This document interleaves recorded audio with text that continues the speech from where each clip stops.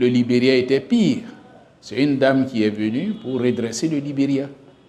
Quand elle a fini de redresser, aujourd'hui, les élections se passent au Libéria comme si de rien n'était.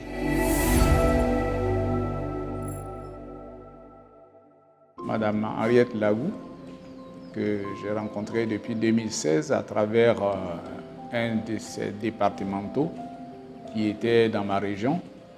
Et après des échanges, nous sommes tombés d'accord pour que je puisse essayer d'étendre son parti dans cette zone.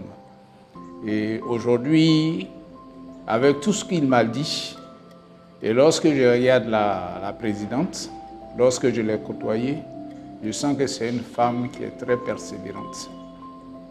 Elle est charismatique et lorsqu'elle prend une décision, après analyse, quand elle se rend compte que c'est une très bonne décision, elle ne recule pas. Lorsque tu as vu les grandir, il faut se rapprocher des partis qui sont grands. Donc elle s'est rapprochée du groupement de partis politiques qui était le RHDP en tant que groupement de partis politiques. Et lorsque le parti politique, ce groupement est devenu un parti unifié, elle a décidé de sortir de ce groupe parce qu'elle avait son ambition. Son ambition, c'était un jour d'être présidente de la Côte d'Ivoire. Pour être encore plus efficace, elle a mis en place ce groupement qui est le GPP.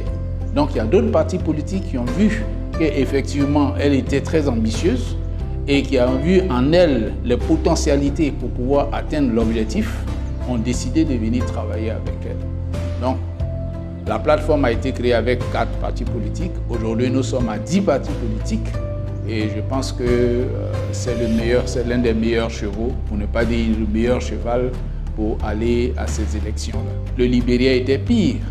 C'est une dame qui est venue pour redresser le Libéria.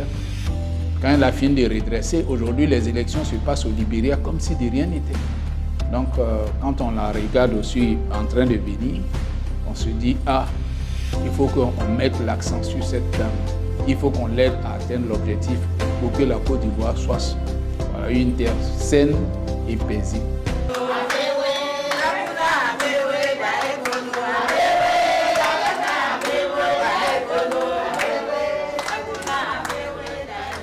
Elle a la possibilité, elle discute avec les gens de gauche, comme elle discute avec les gens de droite. Elle a participé à presque toutes les plateformes de dialogue social et donc elle sait le contenu.